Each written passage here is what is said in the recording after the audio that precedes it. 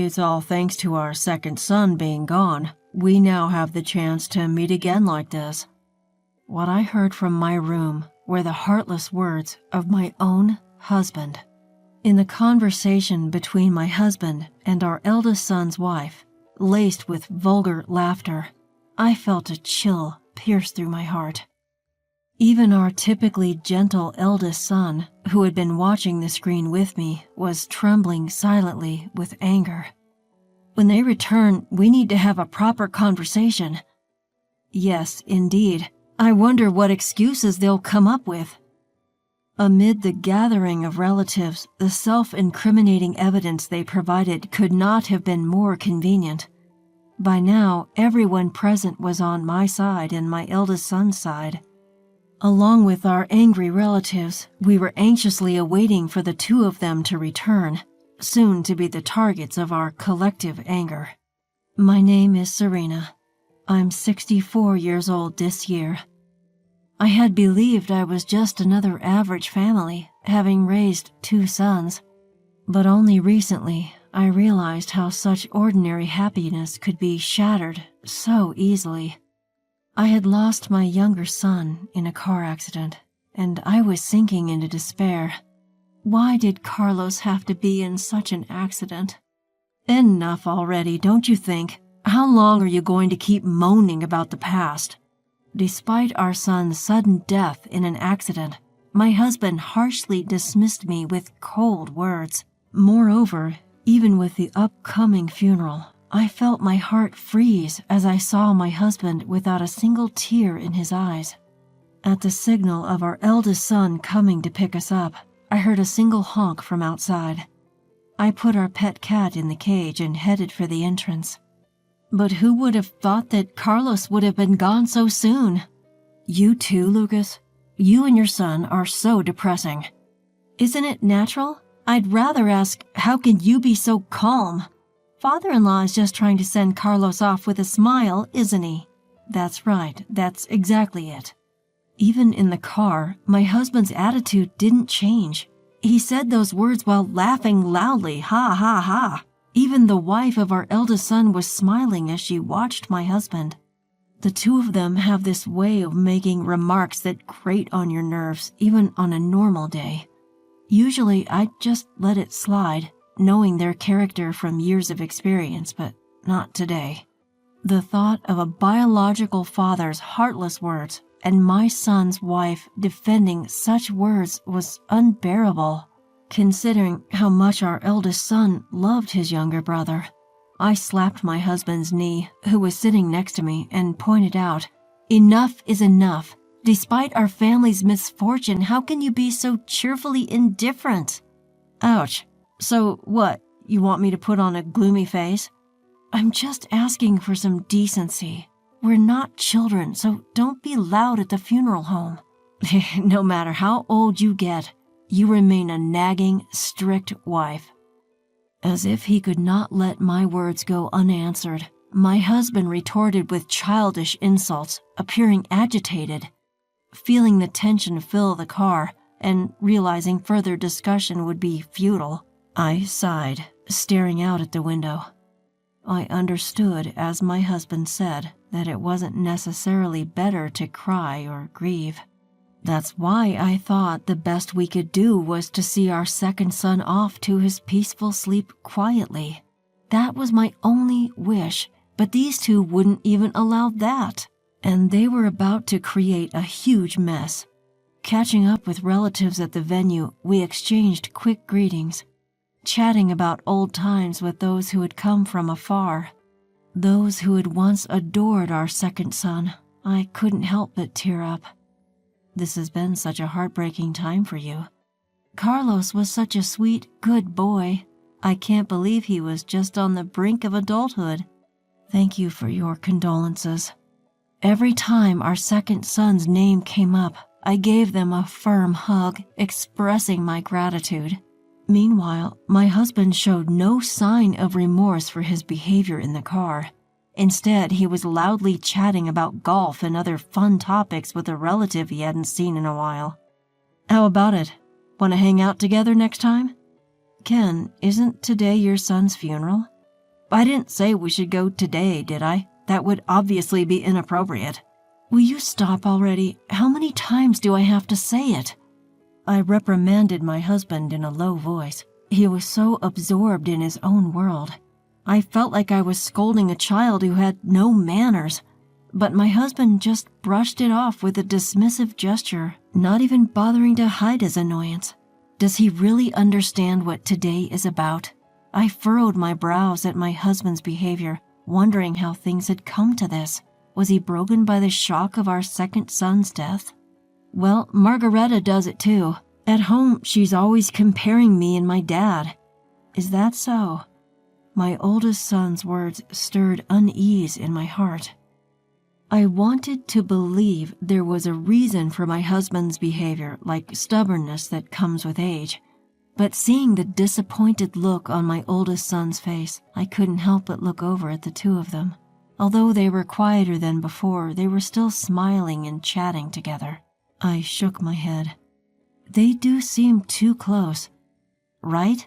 But Dad's already 65. He wouldn't have inappropriate feelings for his son's wife.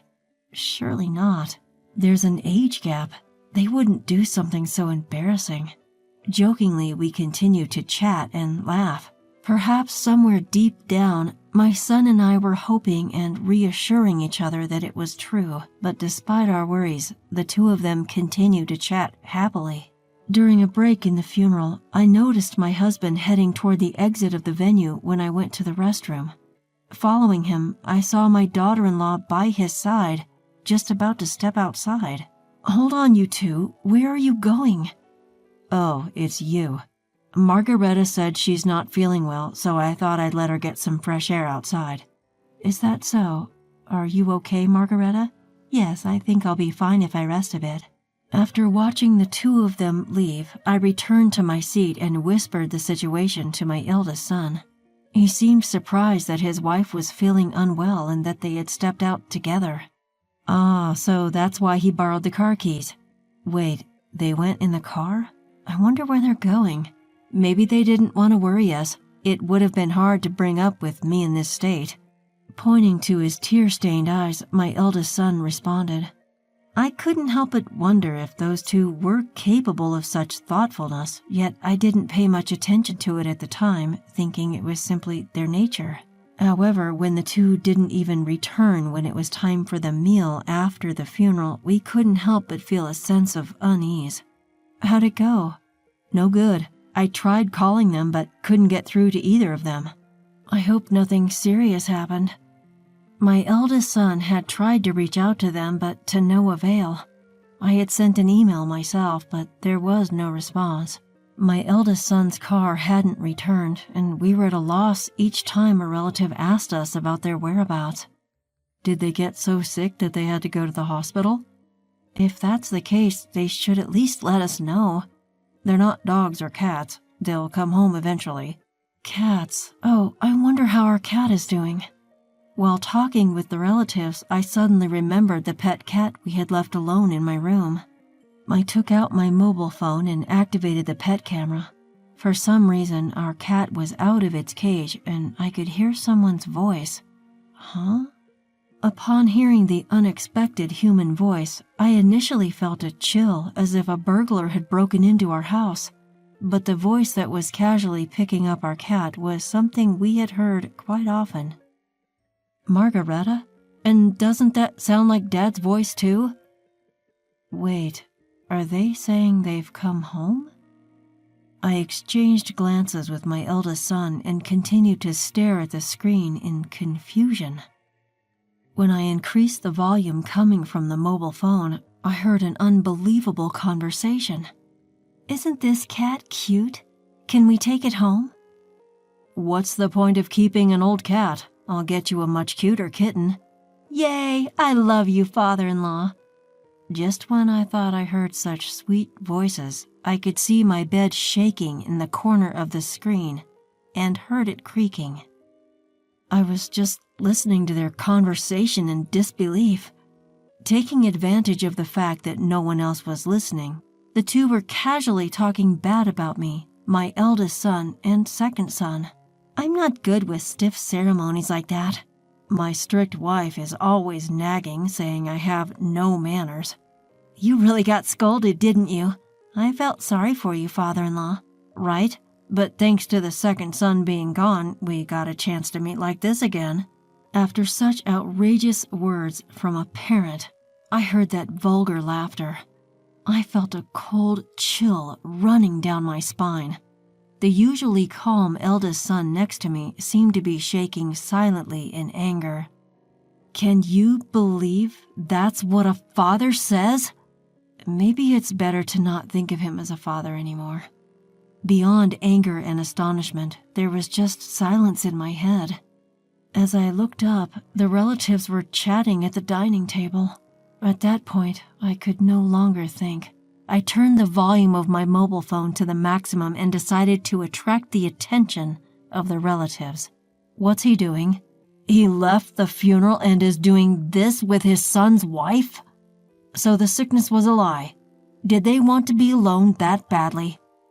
When I turned up the volume, the unusual conversation of the two made the chatter stop, and everyone's attention was focused on us. The somber atmosphere seemed to have dissipated as everyone glued their eyes on the tiny screen of my mobile phone, listening intently to the absurd conversation between the two. What if another unexpected accident happens? Then I could come visit father-in-law again. Maybe Lucas will be next. But before that, it will be my strict wife, right? She's getting on in years, so it should be soon. The relatives widened their eyes at the two, who were making light of the second son's misfortune and even joking about their next clandestine meeting. A hushed silence fell over everyone, and no one spoke until the two finished their conversation. After letting the relatives witness the whole discourse and actions of the two, I closed my mobile phone as we began discussing returning to the venue. It seemed as if everyone's hearts were united in anger at the two, who were trampling on our family. We'll need to have a proper talk when they get back. Indeed, I'm curious to hear their excuses. By this time, everyone present was on my side and the eldest son's side. We were all waiting, on tenterhooks, for the imminent return of the two, who would soon be under our concentrated attack alongside our seething relatives. It was about 15 minutes later when the two returned. That's roughly how long it takes to get from our house to the funeral parlor, so they must have been having that conversation in my room until just now. I looked at the two with a feeling of contempt. We're back. What's with all the long faces? Welcome back. Where have you been? We were worried because you took so long. Didn't we tell you earlier? We stepped out because Margareta wasn't feeling well. Oh, Margareta, are you feeling better now? Yes, I'm perfectly fine now. Sorry to have worried you. With a frivolous laugh, the eldest son's wife waved at me, and I prompted her to take a seat opposite me. Seeing her husband sit next to her as if it was the most natural thing in the world, I let out a sigh. As soon as they sat down, all the relatives turned to look at us. A little surprised and visibly uncomfortable, the two were bombarded with my questions one by one. What were you doing all this time? We were just around until she felt better. Around where? Around a family restaurant. I see. Then where's the receipt? Why the hell are you so suspicious? It was the husband who first raised his voice at my pointed questions. He frowned and glared at me as if there was no reason for him to be suspected. But after hearing their conversation just now, I had no more hesitation. Were you really at a family restaurant all this time? I've told you so. I threw away the receipt. Well then, what did you eat? What about you, Margareta? Mother-in-law, isn't this too much? What are you suggesting we did? I was left speechless and my face twisted at the words of my eldest son's wife, who covered her mouth and pretended to be on the verge of tears. Who is really the cruel one here? I wanted to shout at her and put a hand on her chest and think about it. In front of the watching relatives, I took a deep breath and prepared to deliver the final blow to the two who continued to play innocent. I pointed at her sleeve. Oh, Margareta, there's some cat hair on your sleeve. I wonder whose it is. This is, well, A stray cat, right? Yes, I must have gotten it on me when I petted a stray cat we saw earlier. That's not it. It must be from our cat. You got it on just now, didn't you? I whip out my phone, activating the pet camera app I'd installed earlier. It's a handy tool that also records. Right there and then, I replay the scene of my son's wife lifting our cat in front of everyone. I replay their terrible conversation we'd all been watching at maximum volume. Upon realizing the implications of everyone's frosty gazes, the pair visibly pales. You knew about this all along. Why, yes, I found it hilarious that you two thought you could play dumb forever. That's a violation of privacy. Quite ironic coming from someone who sneaks into others' rooms to enjoy time with another's husband. Finding out they had been caught, the two throw a tantrum like petulant children. I remain calm, tirelessly pointing out their faults. It was my son who reached his breaking point due to their blatant lack of remorse. He slams the table forcefully, starting to reprimand them in a low, stern voice. How dare you mess around during a family member's funeral? No, your mother-in-law trapped us. What's the difference? We heard everything you two were saying. Nods of agreement ripple through the crowd at my son's words. No one here was going to defend them for wishing ill upon my son and me, even as a joke, just so they could meet privately.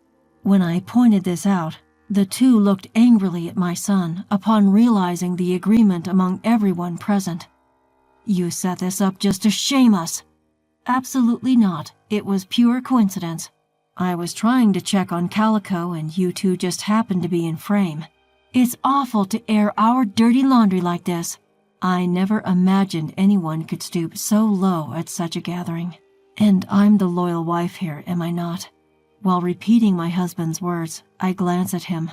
With the tables turned, my husband said nothing more and didn't even defend my son's wife. She tried to plead her case and insult me to evade blame, but no one listened. That's enough. I can't bear to be a family with someone like you who can do such a thing. Are you saying you want a divorce? Of course. With that, my son calmly addressed his wife, who finally fell silent. She tried to scramble to her defense again, but he paid her no attention. As my husband, acting like an outsider, tried to comfort my son's wife, I cleared my throat. Do you think this has nothing to do with you? What? How could you do this on the day we were bidding farewell to our son? You shamelessly lied and didn't even apologize until now. I'm sorry. No need. I don't want an apology just from your lips. Let's divorce as well. My husband's face turned pale at my words. I wonder why he ever thought he would be unaffected. He had never taken care of his surroundings. Without someone to look after him, he'd struggle. I turned my back on my husband, who's lamely trying to apologize, and opened the room door. I don't want people who are about to become strangers staying here any longer. Please, leave. Give us back the car keys, a voice demanded. My eldest son's wife looked at her husband, a desperate plea in her eyes, but he could do nothing. Prodded by the relatives, they trudged out of the room. I'll introduce you to my company's lawyer. My son's a cop. Call us any time if something happens. What a shameless man showing up at his son's funeral like this.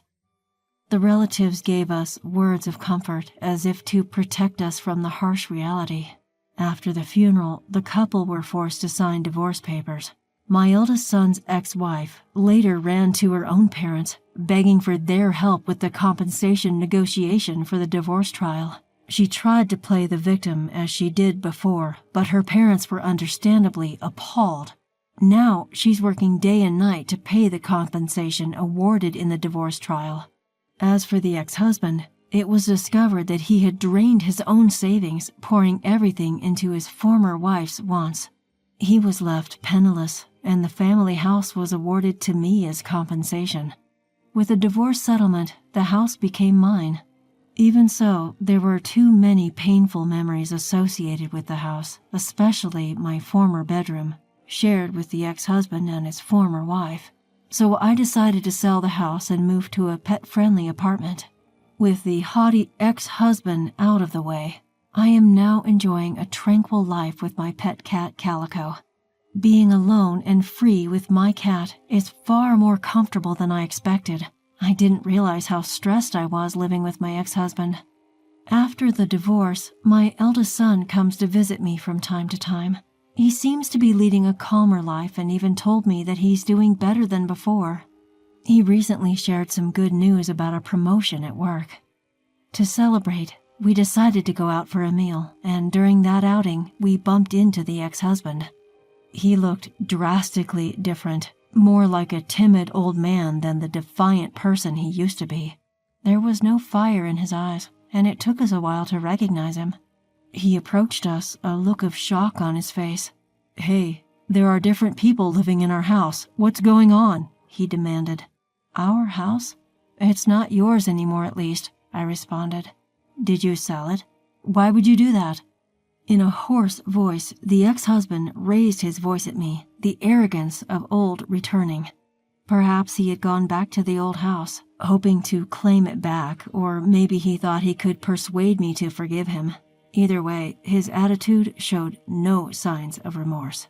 Seeing my son's disgusted look, I stepped in and said, "Why on earth would I want to sleep in the same room where you had been so cozy with your former wife? I have no need for such a house." At that, the ex-husband looked taken aback. He turned around and walked away. Had he forgotten what he had done in the past? It dampened our celebration, but we decided to enjoy the sunny afternoon. And so we resumed our walk under the beautiful afternoon sky.